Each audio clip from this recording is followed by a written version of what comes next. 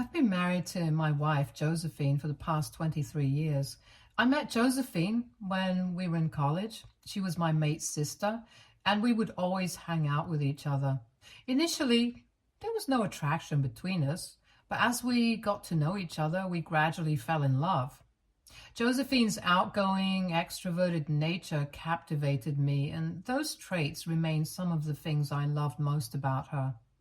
By the time we both graduated from college, our relationship had become quite serious. I thought the next logical step would be to move in together and eventually get married. However, Josephine had other plans. She told me she was going to take a year off to travel around the world. Josephine had always talked about visiting various places before it was too late, and even had a travel vision board in her room while growing up. So I wasn't completely surprised when she brought this up.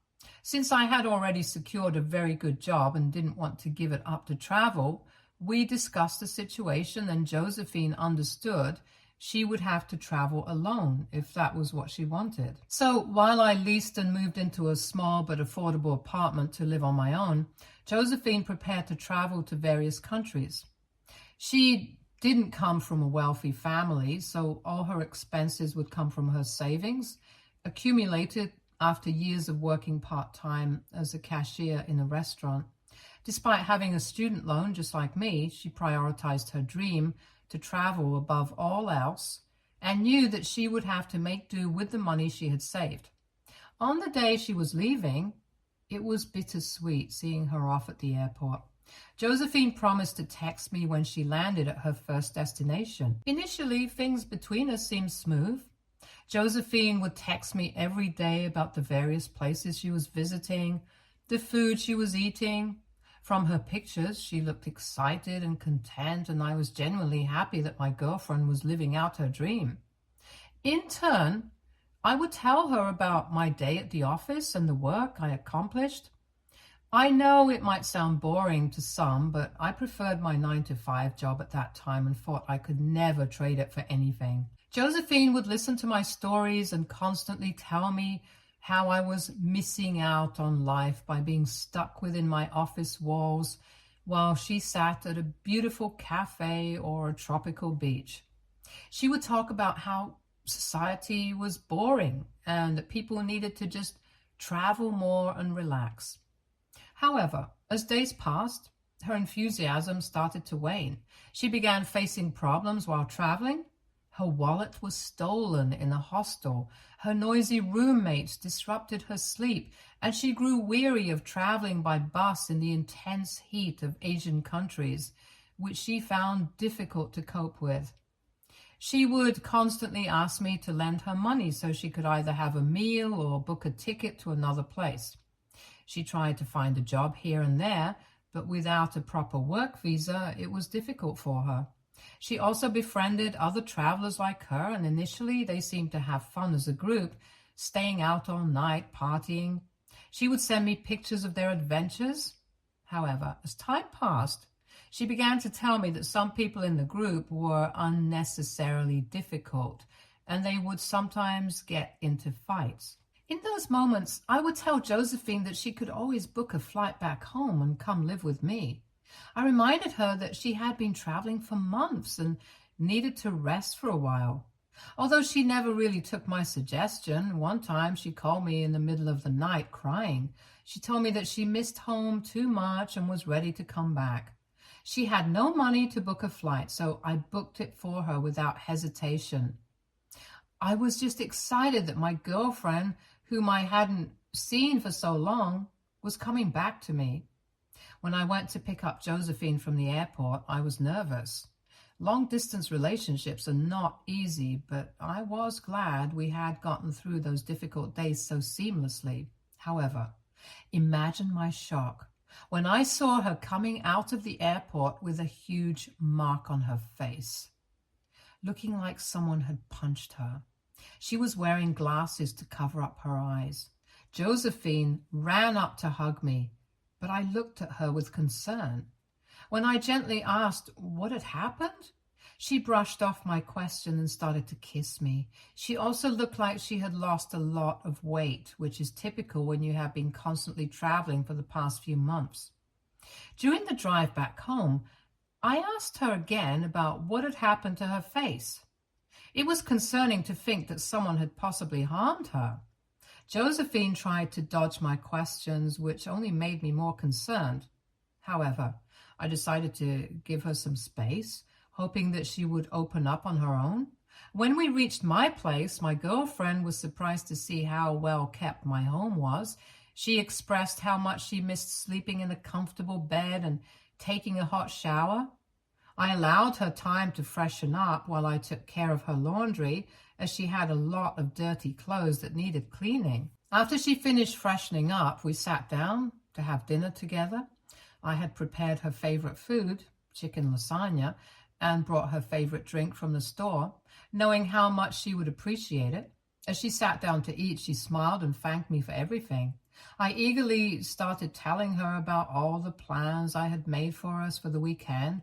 I was excited to show her around the city and take her to some amazing restaurants. Suddenly, I noticed Josephine had stopped eating. Concerned, I asked her if everything was okay and noticed tears rolling down her cheeks. I quickly got out of my seat and went over to her, asking what was wrong. This is when Josephine burst into tears and hugged me tightly. I held on to her, feeling terrified and worried about what might have happened to her. Eventually, she started telling me about how she had seriously messed up. I remained silent as Josephine explained that she never meant for it to happen, but it did. I looked at her in confusion and asked her what she meant, and if the mark on her face had anything to do with it. Josephine nodded, guilt etched all over her face.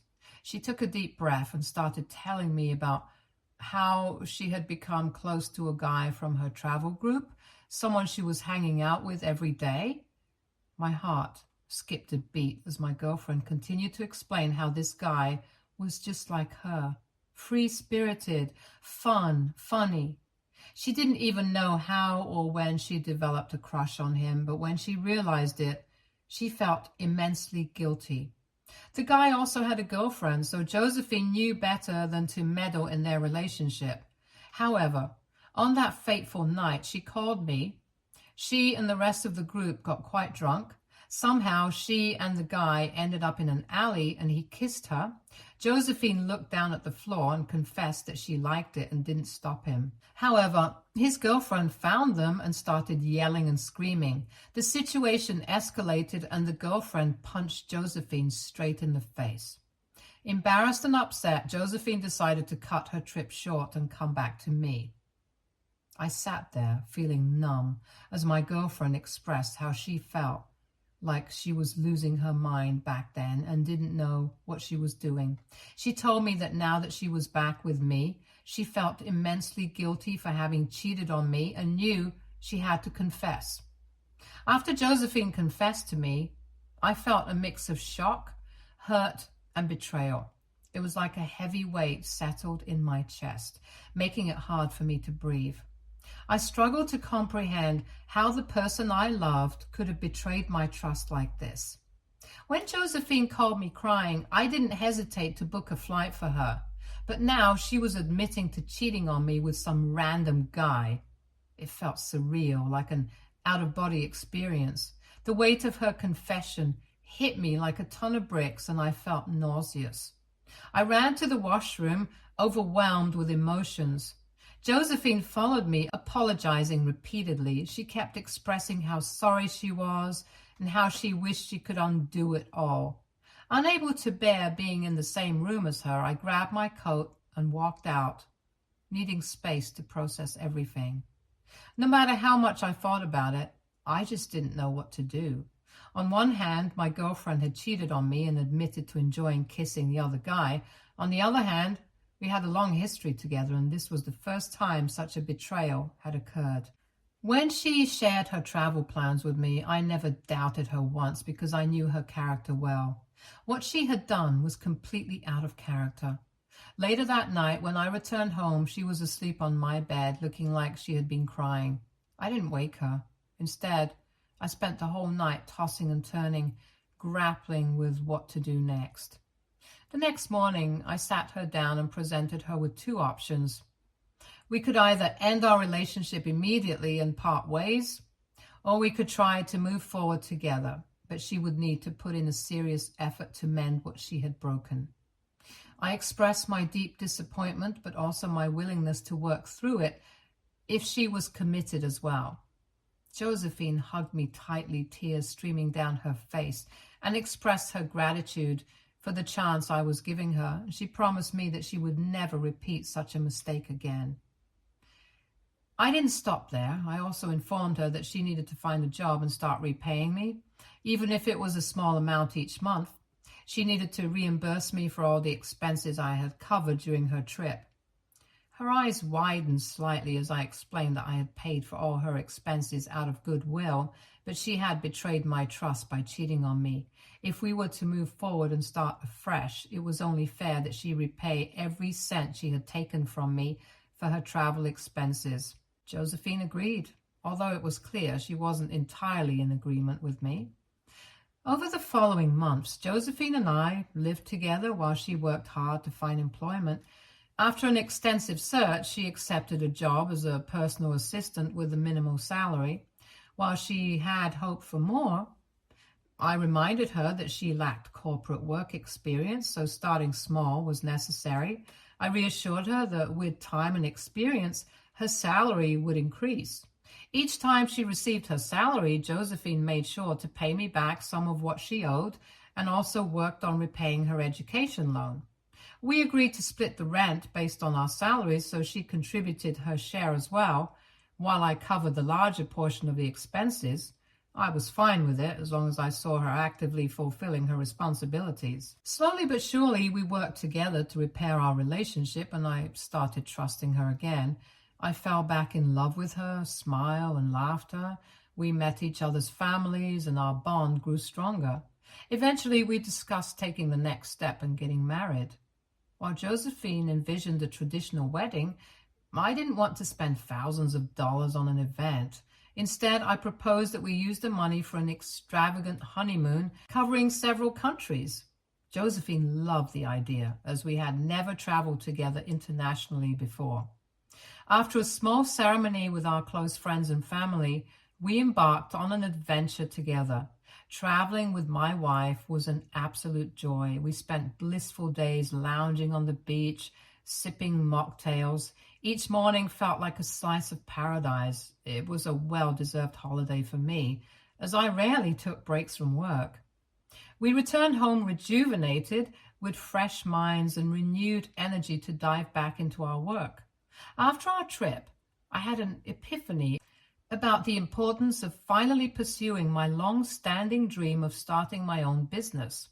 I had always harbored this ambition, but was afraid of failing. However, traveling made me see how important having time and freedom is, which pushed me to finally go for it. I discussed this with my wife, and we both agreed that it was the right time for me to take a risk, leave my job, and dive into entrepreneurship. While she was a bit concerned about the initial loss of my regular salary, I assured her that once I had set up my company, it would eventually lead to greater financial rewards and the flexibility to travel more together. I even mentioned that if everything went well, she might not need to keep her job.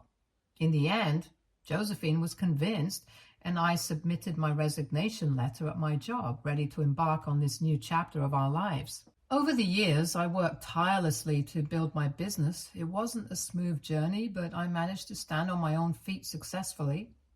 With the business thriving, I was able to fulfill my promise to my wife and buy a beautiful beach house that she adored. As planned, she could leave her job since my income from the business was more than enough to support us. During this time, we were blessed with a baby boy named Sam. He is the best thing that has ever happened to me. When Sam was born, I decided to take a break from work so I could stay at home and take care of him. Thankfully, my business was able to run smoothly with the help of my staff, which gave me the freedom to spend time with our newborn son guilt-free. Sam and I have always been close. He's my little buddy, and my wife even jokes that we are like two peas in a pod. We spent countless hours playing, laughing, and learning together. Seeing Sam grow up into a kind-hearted, curious young boy has been the greatest joy of my life. Over the years, Sam has always expressed his desire to work with me someday. Hence, after my son turned 16, he started to intern at my company every summer. I taught him everything he needed to know from the ground up because the plan was for him to eventually take over the business, allowing me to finally retire. Everything in our lives was going smoothly until last year, when I accidentally discovered that my wife had been taking antidepressants. I found her pills hidden in a cabinet in the bathroom, and when I asked her about it, she became defensive and told me to mind my own business. However, I was concerned and gently reassured her that she could talk to me about anything. After much back and forth, my wife finally admitted that she had been feeling bored and depressed in our marriage lately. I was surprised because we had been going on regular date nights for years and taking 3 vacations annually to places she chose. We lived in a spacious home with a chef and a personal trainer at her disposal. While I dedicated my day and night to work on my business, she spent her days playing tennis or socializing with friends at the gym. I had provided her with everything she could ask for and even more. What else could anyone ask for? I wanted my wife to be happy, so I asked her if something specific was troubling her. She denied that there was anything in particular and mentioned that she had been secretly attending therapy sessions to work through her issues. I hugged her and reassured her that there was no shame in seeking help and that she could always talk to me freely. This is when my wife admitted that both she and her therapist felt that there was a lack of excitement in our marriage. Confused, I asked her what she meant.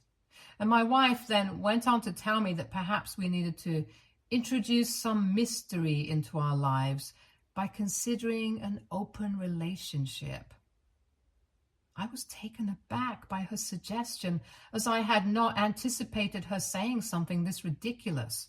I asked her how having an open relationship would solve our issues, and she explained that she felt stuck and wanted to add some excitement to her life. I shook my head as I realized that this had always been an issue with my wife. She had a tendency to entertain impractical ideas in her head and got bored of things quite quickly. I was surprised that her therapist would even consider such a suggestion without a full understanding of our relationship dynamics. There was no way I could agree to an open relationship, and I made my stance clear to my wife. I told her that if she truly wanted an open relationship, then we would need to get a divorce because I couldn't stay married to someone who wanted to date other people. My wife looked offended and upset and immediately backtracking and insisting that it was just a suggestion and I didn't need to mention divorce. I told her that I had fulfilled all the promises I made to her, and if she kept asking for more, there was nothing more I could offer. I encouraged her to find meaning in her life and to appreciate the good things we had. She nodded in understanding, and that was the last time the topic was brought up. We continued to have our weekly date nights, and my wife never mentioned the open relationship suggestion ever again. She continued taking her antidepressants as advised by her therapist, and I was always there to listen and support her through her feelings. I hoped that with time, she would find a sense of contentment and happiness. Unfortunately, this year brought more challenges for us. After COVID, we had already experienced a significant loss of customers, and our business had been slowly down over the past 2 years. Then we faced another major setback when we had to close our second largest branch, resulting in a substantial loss for us. I've always been transparent with my family about my business, so when I informed my wife and son about the branch closure, they were understandably upset. While my son asked me about our plan moving forward, my wife became anxious about future financial losses I tried to assure her that facing setbacks was a normal part of running a business, and we had more than enough money saved up to cover our losses. She argued back that we needed to cut our losses and sell the business. This was something she'd been bringing up for a few years whenever we faced tough times. I understood her worry, but as any business person knows, we often have to deal with challenges to see better days. I believe our business could recover with time. Since this is our main source of income, I did not want to give up so easily. I tried talking to my wife about it, but she got mad, telling me how I never take her feelings into account. I tried to reassure her that I could handle everything, but she scoffed at me. She said she was getting really tired of hearing me say that, and went on to imply that perhaps I should have just stuck to my 9-to-5 job, since clearly I wasn't cut out to be a businessman. Her words really hurt. I couldn't believe she'd say that, especially considering everything I've done for our family with the money I earned from my business. Our argument escalated into a major fight, and my wife declared that she was done with being married to a loser like me. She hurled hurtful words like deadbeat and good for nothing before packing some of her things and announcing her intention to leave our relationship. I was completely shocked by her behavior and couldn't understand why a simple discussion about my business had escalated to such an extreme level. My son attempted to calm her down, but she put him in a difficult spot by asking if he wanted to go with her or stay with me, since she no longer wanted anything to do with me. Sam started to cry, clearly torn, while I tried to reason with my wife and understand why she was acting this way. In the end, my son refused to leave with his mom, and we watched as my wife drove away. Looking back, those days were incredibly confusing for us, as we couldn't comprehend why or how Josephine had decided to leave us. My wife had been my best friend all my life, and I couldn't understand where I had gone wrong. My son assured me that perhaps this was just temporary and she might eventually return. However, over the days, Josephine refused to pick up our calls, and we had no communication with her whatsoever. I couldn't stay in bed feeling depressed, so I returned to work to focus on redeeming my business. Foolishly, I believed that fixing my business might also mend my relationship with my wife. Yesterday, my wife reached out to me after a month of no contact. She asked me if Sam and I could meet with her for dinner, since she had something to share with both of us. I had a feeling our marriage was over, which only made it more painful for me to meet with her. Nevertheless, I agreed to meet with her that evening. Long story short, over dinner she explained to us how unhappy she had been in the marriage with me, and that the past month away from us had solidified her decision to seek a divorce. Sam seemed taken aback, but I had a feeling this was coming, so I stayed quiet, trying to process it all. My wife continued, saying that she was moving out and taking her things. I asked if she found a new place, and she smiled, saying she didn't need one because she was moving in with her boyfriend. I was shocked and confused, feeling a mix of hurt and disbelief at her words. Josephine then explained that over the last month she had met and unexpectedly fallen in love with an older man. They had apparently instantly clicked, and their attraction was undeniable. She said she didn't want to delay living her life with him and being happy. Hence, they decided to start living together. Josephine mentioned that since my business was struggling, she didn't even want any alimony from me. She just wanted a peaceful, quick divorce so that she could move on. She assured me that she had given this a lot of thought and did not want me to persuade her otherwise. Despite my disappointment and hurt, I agreed to the divorce. Sam, unlike me, looked angry and began yelling at my wife for abandoning the family. My wife defended herself, saying she had done her best but couldn't force herself to stay. She offered Sam the option to live with her and her boyfriend, but he angrily refused, telling her that he was not going to abandon the family as she did. Tearfully, I looked at my son as he squeezed my hand and told my wife that he would choose me over her any day. We didn't stay to talk with her after that and quickly left. Since that lunch, I've noticed that my son has been unusually quiet, and I even caught him crying in the washroom once. It breaks my heart to see him go through this, and I haven't even taken the time to process my own feelings. I want to scream and cry for the way my wife has betrayed me. I can't believe she's asking for a peaceful divorce as if I'm the one leaving her.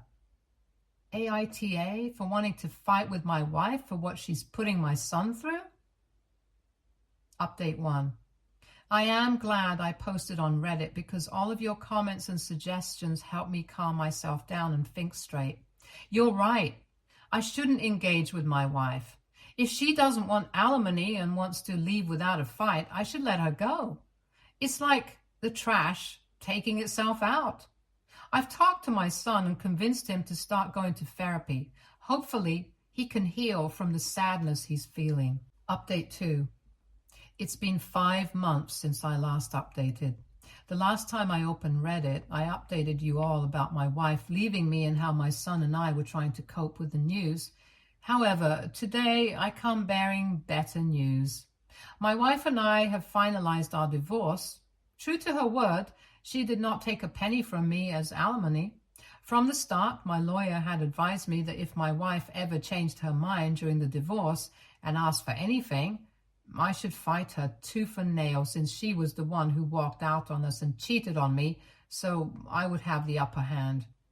I'm just glad it did not come down to that. If you think she did it out of the goodness of her heart, you're wrong. I found out from a mutual friend that her boyfriend is actually a married, older Saudi man who is very possessive of her. He insisted she not take anything from me because he doesn't want her to live with another man's money. Additionally, she's trying to convince him to marry her and doesn't want to appear like a gold digger by taking half of my assets. Whatever the case, I'm just glad to be done with her. During our court meetings, she would try to catch my eye or apologize, but I ignored her every time.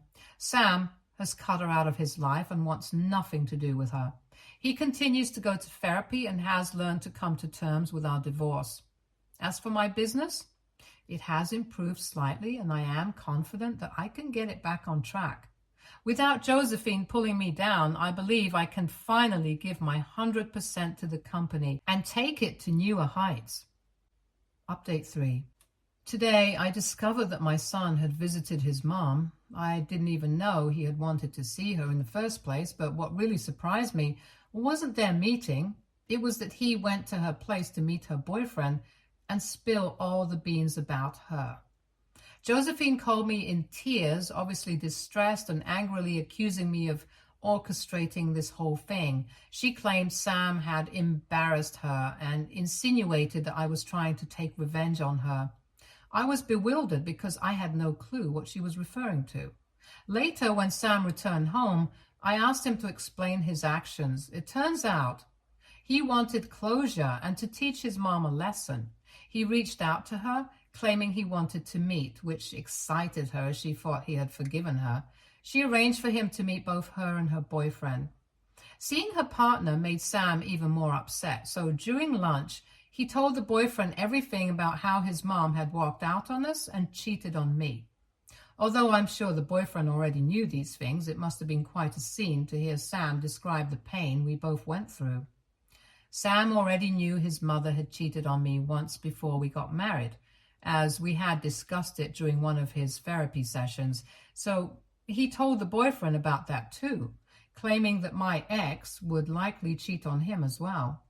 I can imagine how much Josephine must be upset, especially considering she's likely aiming to secure her future with this wealthy man. When I asked my son if he felt any relief after confronting his mother, he nodded and mentioned that he had always wanted to share these things with her, but never had the opportunity before, as he could not express himself properly. This is why I chose not to punish my son. Instead, I messaged Josephine assuring her that while I would ensure my son didn't contact her again, I felt like he had not done anything wrong. I made it clear that I didn't know he would do this, but that I was proud he spoke his truth in front of her and let out his frustration. If her partner's perception of her changed after learning the truth, It only highlighted how poorly she treated us in the past. She hasn't replied back to me yet, but I believe she doesn't have much ground to stand on either. For now, I'm going to focus on making sure that Sam is okay. Stay tuned for more stories from Argo Relationships.